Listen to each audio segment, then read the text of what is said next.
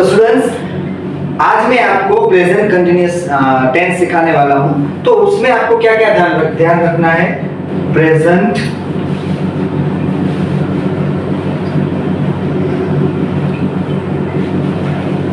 तो present continuous का use कहां होता है? जहां पे अभी जो शुरू है, यानी कि जो भी क्रिया अभी शुरू है, तब आपको प्रेजेंट कंटिन्यूअस टेंस यूज करना है।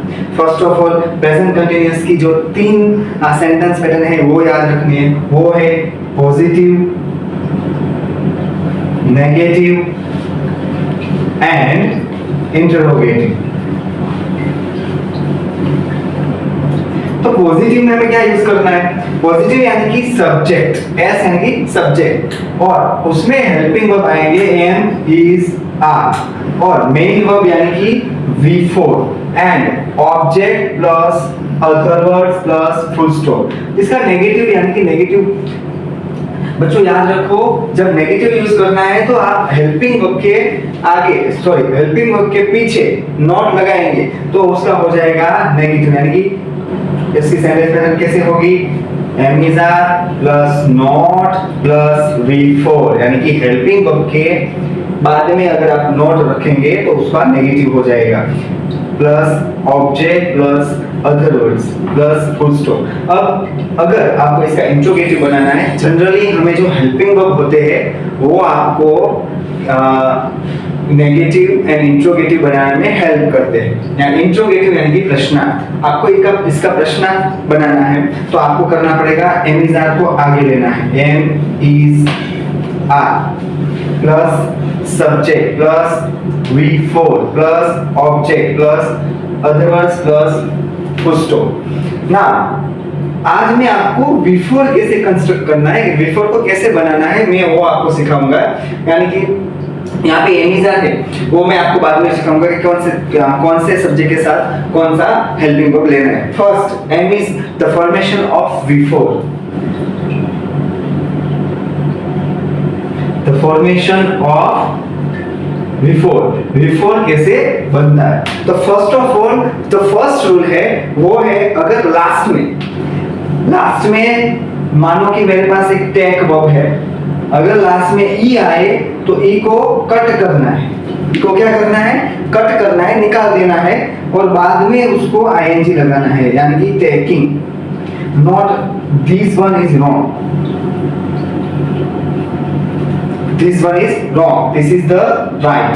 नाउ सेकेंड रूल है, अगर कोई भी वर्ब ऐसा है जिसमें CVC पैटर्न हो, CVC, और जो ये V है, C यानी कि कॉन्सोनेंट, V यानी कि वॉवेल है, वो उसका जो प्रोनाउंसिएशन है वो भारपूर्वक होता है, उसको हम ज्यादा बोलते हैं। माने कि एज एग्जांपल स्टॉप, तो इसमें ओ आया, देखो CVC, इसमें ओ आया, ओ को हम थोड़ा भार देके बोलते हैं, यानी कि ज्यादा उसका उच्चारण करते हैं। तो इसका जो लास्ट सी है उसको डबल करके आईएनजी लगाना है।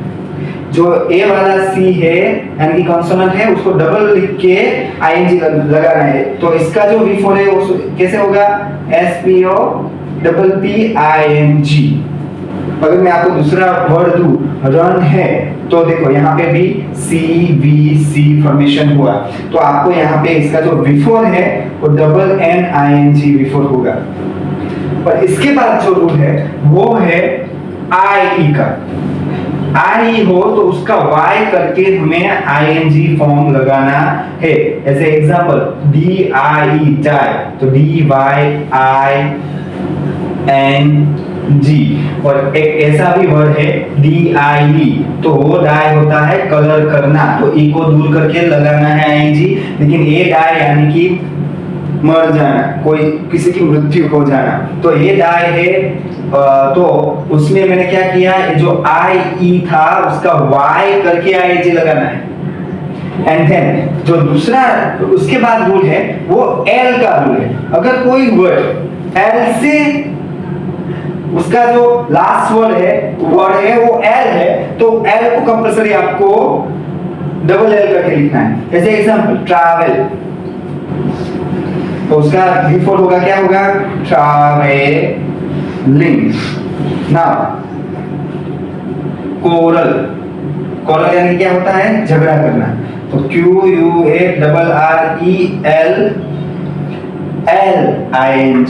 कोरलिंग। कंपेल, कंपेल यानी कि जबरदस्त, बलजबरी करना, जबरदस्ती करना। कंपेल यानी कि कंपेल लिंग। तो ये जो वर्ड है, जो रूल्स है, वो आपको याद रखना है। अब ये एक दूसरा भी रूल है, अगर यहाँ पे आप y को देखते हो तो y का कुछ मत करो, डायरेक्ट ing लगाओ। एज एग्जांपल, अगर आपके कोई भी फ्लाई है, फ्लाई, तो फ्लाई का y का i करके ing लगाना, ऐसा रूल्स नहीं है। कई बच्चे यहाँ पे कंफ्यूज होते हैं कि इसका बिफोर करे या ना करे। Fly, it's a fly.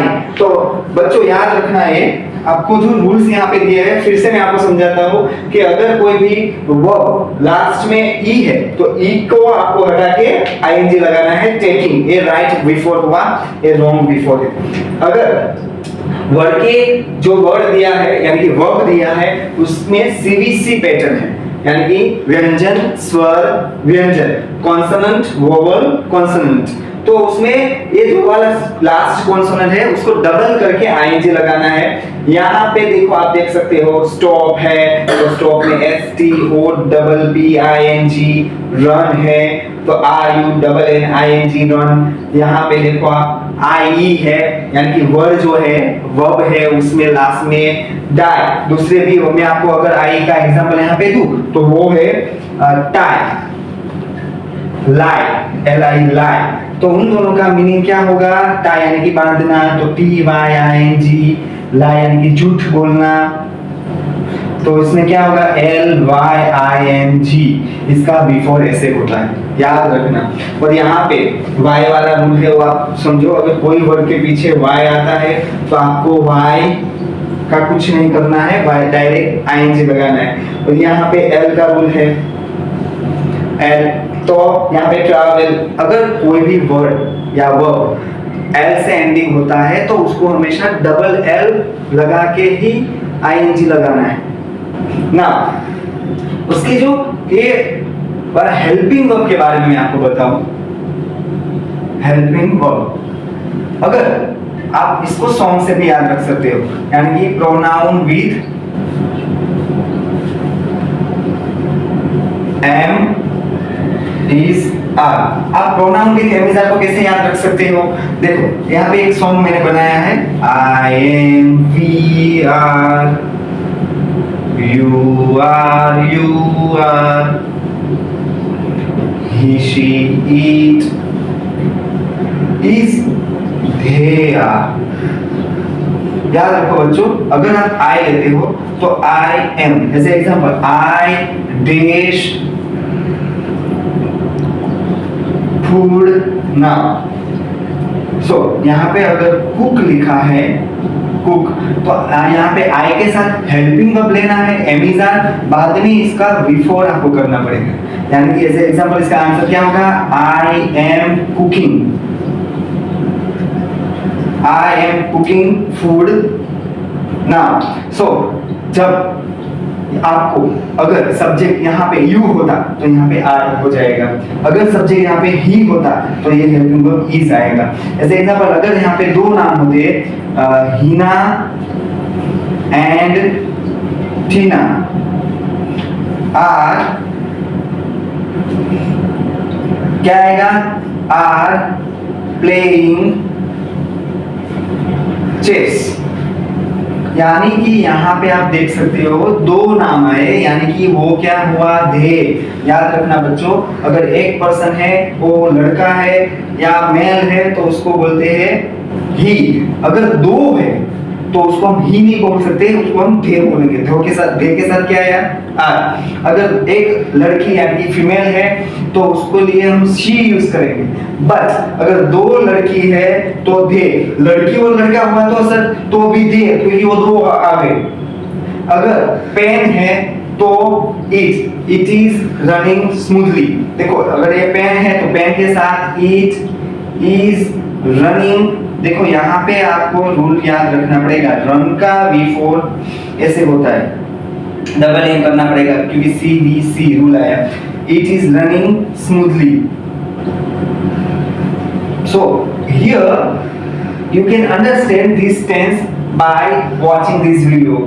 All of you, please subscribe my channel, okay, and share it also.